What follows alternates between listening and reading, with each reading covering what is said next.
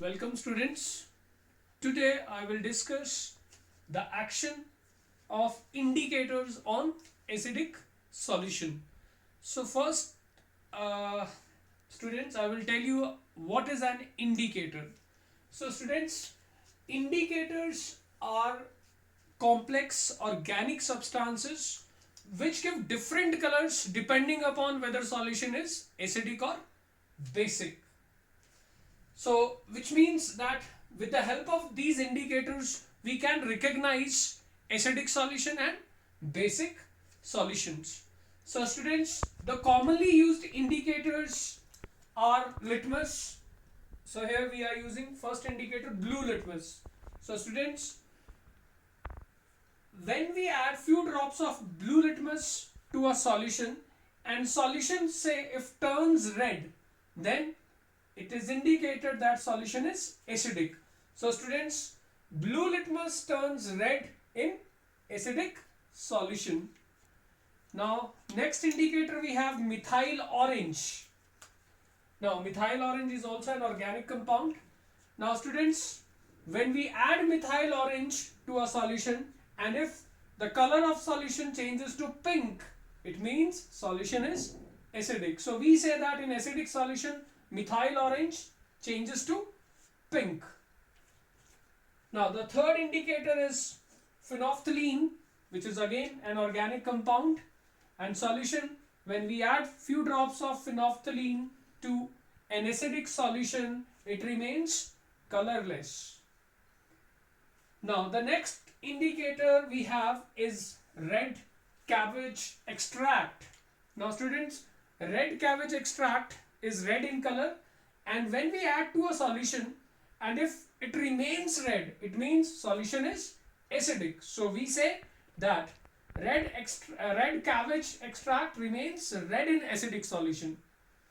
Now we have another indicator which is an extract obtained from onion, and students, this extract has a characteristic color, and the important thing about this extract is that when we add this extract to a solution and say if the characteristic smell of onions is not destroyed, it means solution is acidic. So students, here this indicator is different from the other four indicators. And what is the difference? The difference is that these indicators undergo a color change depending upon acidic or basic solution. But this onion extract gives a different smell depending upon acidic or basic solution. For example, like onion extract will retain its smell in acidic solution, but in basic solution the characteristic smell of onion extract is destroyed.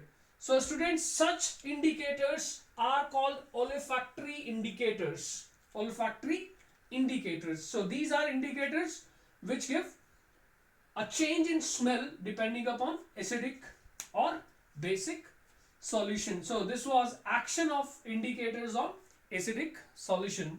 Now students, our next topic is the chemical properties of acids. So first chemical property is reaction with active metals. Dear students, remember this thing that all the metals which are more reactive than hydrogen, they react with dilute acids. They react with dilute acids, maybe dilute HCl or dilute H2SO4 to give metallic salt and hydrogen. So this is a very important point, that only those metals which have high reactivity can react with dilute acids forming a salt and hydrogen gas is liberated. So we have some highly active metals, sodium, magnesium, calcium, and some less active metals also, but all these metals are more active than hydrogen. So for example, see, zinc reacts with dilute HCl to give zinc chloride and hydrogen is liberated. Iron reacts with H2SO4, that is sulfuric acid, to give ferrous sulfate and again hydrogen is liberated. Similarly, magnesium reacts with say dilute HCl to give magnesium chloride and hydrogen gas is liberated. So students, this method is used or can be used to prepare hydrogen gas. But students, I'll give you a very important note now, that in order to prepare hydrogen gas from active metals, we use dilute acids, dilute HCl and dilute H2SO4. So students, the important point is that dilute nitric acid cannot be used in this method. Why, students? Because dilute nitric acid is a very good oxidizing agent. So what happens is that when we react dilute nitric acid with a metal, the hydrogen formed will be oxidized to water. So that is why in order to prepare hydrogen gas by this method, dilute nitric acid cannot be used. I've taken example of zinc. Now students, see, zinc reacts with dilute HCl or dilute H2SO4 to liberate hydrogen. But when we react zinc with nitric acid is a very good oxidizing agent.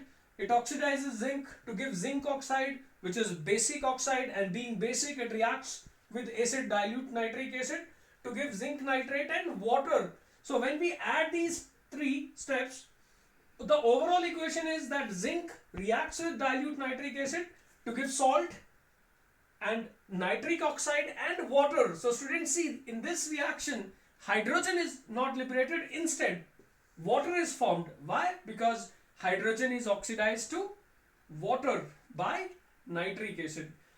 Students, here we have exceptions.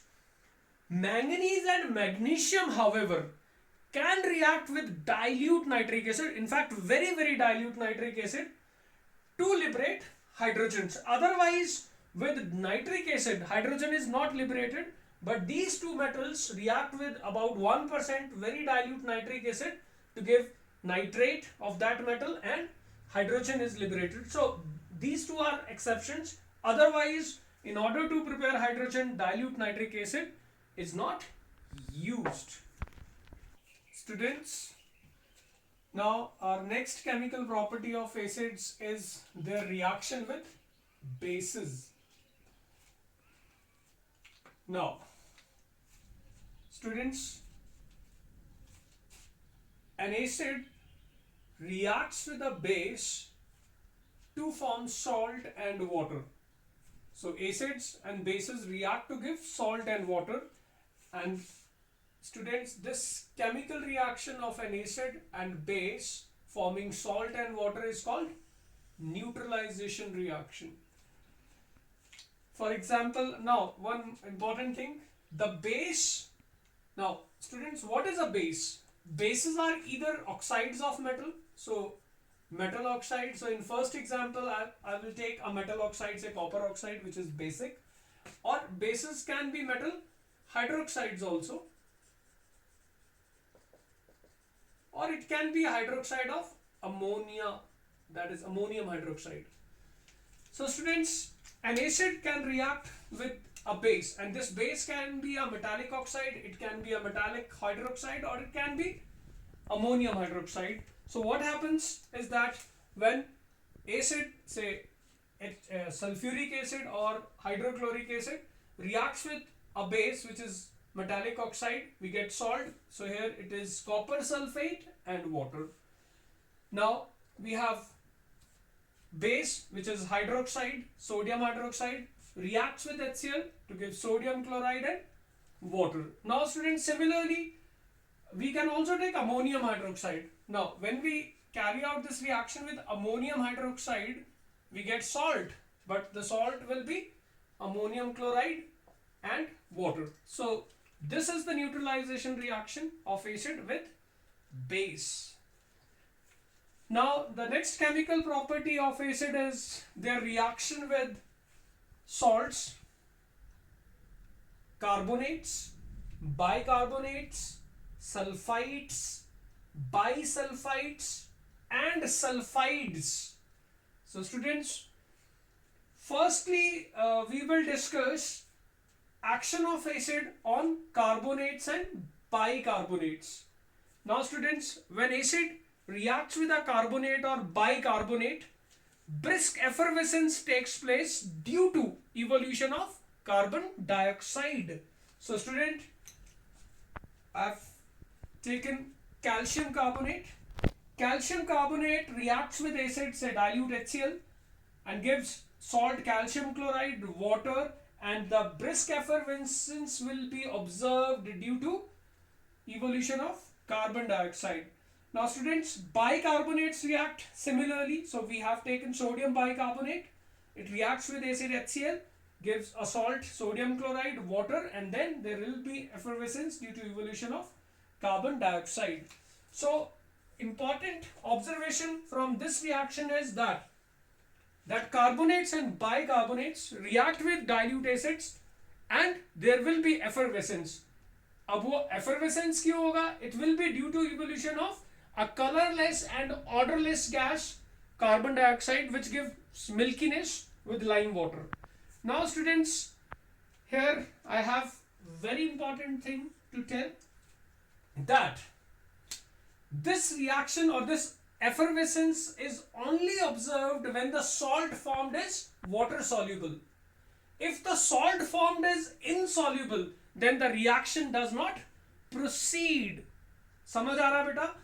होता क्या है, अगर तो ये salt water soluble हो, then there will be effervescence. Means you will see the bubbles coming out from the vessels and they then escape into the air. So this is called effervescence. But if the salt formed is insoluble, then there will be no effervescence. So because of this reason, students, we do not expect lead carbonate to react with dilute acids like dilute hydrochloric acid or dilute H2SO4. Why students? Because lead carbonate on reaction with HCl forms lead chloride, and students, lead chloride is insoluble in water. So as soon as it is formed, it tends to precipitate out, means वो नीचे settle करेगा और इसीलिए carbon dioxide gas evolve नहीं करेगा. Now students, because of same reason, calcium carbonate does not give effervescence on reaction with dilute H2SO4. Reason वही है that calcium carbonate reacts with H2SO4 and we get calcium sulfate, but calcium sulfate being insoluble precipitates out and thus there will be no effervescence because the CO2 is not liberated. So this is very important point, that effervescence will only be observed with only those carbonates and bicarbonates which form water soluble salt. In case the salt formed is insoluble, the effervescence is not observed. Now next we have reaction of dilute acids with sulfides and bisulfides. So this is our second part, the reaction with sulfides and bisulfides. Students, sulfides, they contain SO3 radical and bisulfides, they contain HSO3 negative radical. So students, see this now, that dilute acids react with sulfides and bisulfides to give again salt, water, but here carbon dioxide is not liberated. Instead, there will be liberation of sulfur dioxide gas, and this gas has a characteristic smell. This has a characteristic pungent and choking smell.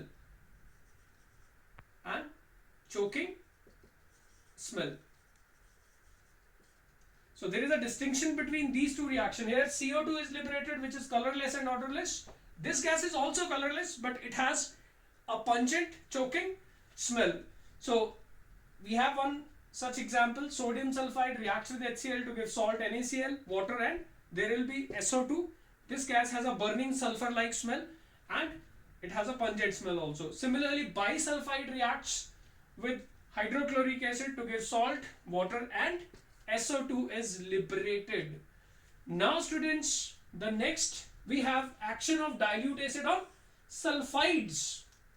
Now sulfides of metals react with dilute acids like dilute hydrochloric acid or dilute sulfuric acid to form salt and hydrogen sulfide gas. Example, we have iron sulfide or ferrous sulfide reacts with dilute H2SO4 to give ferrous sulfate and H2S gas, And students, this gas is characterized by its rotten eggs-like smell.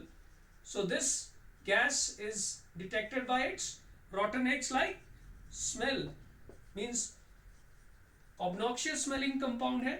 Similarly, zinc sulfide reacts with hydrochloric acid to give zinc chloride and H2S gas, which is detected by its rotten eggs-like smell.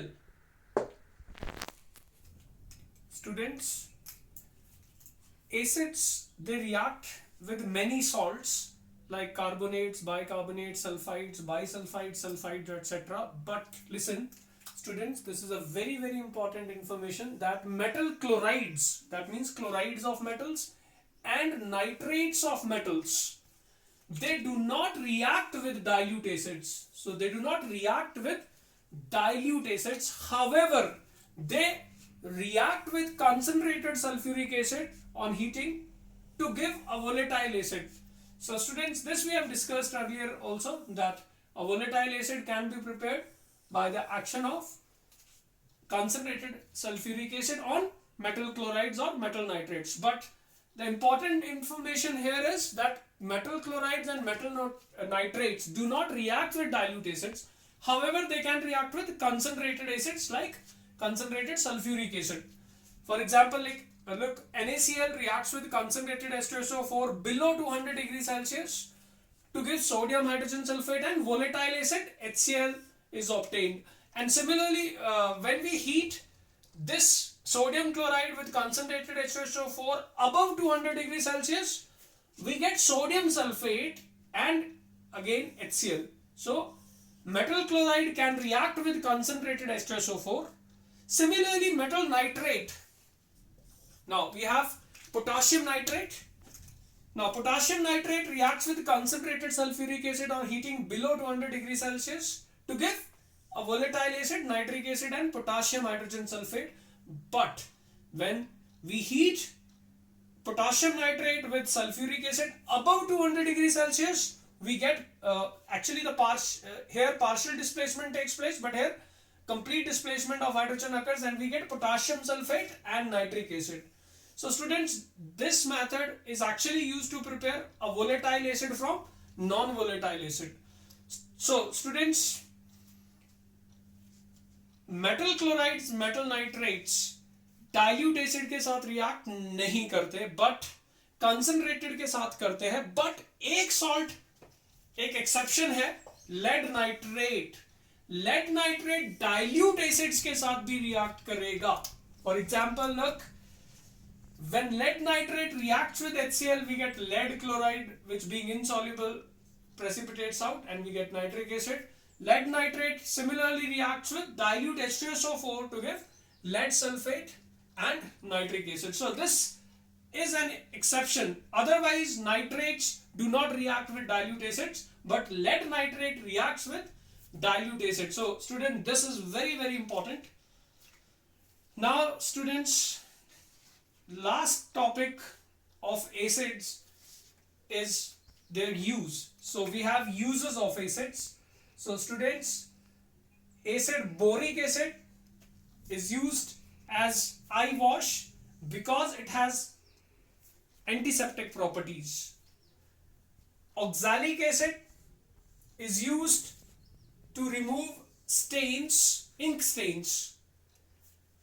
Third, HCl. Students, this HCl occurs in our stomach also, and it helps in digestion, and HCl also helps in cleaning of metals, because metal surfaces, they contain some basic compounds, and in order to remove them, acid HCl can be used.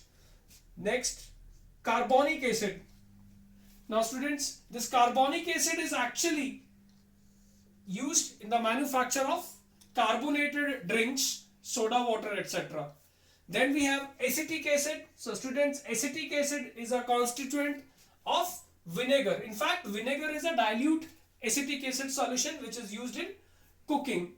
Then students, acids like benzoic acid and citric acids, they are used as preservatives. And also student, the citric acid is also a source of vitamin C. Now last we have phosphoric acid. Students, phosphoric acid is used to manufacture fertilizers, especially phosphate fertilizers. So students, this is it for today. In next lecture, I will tell you about bases. Thank you, students.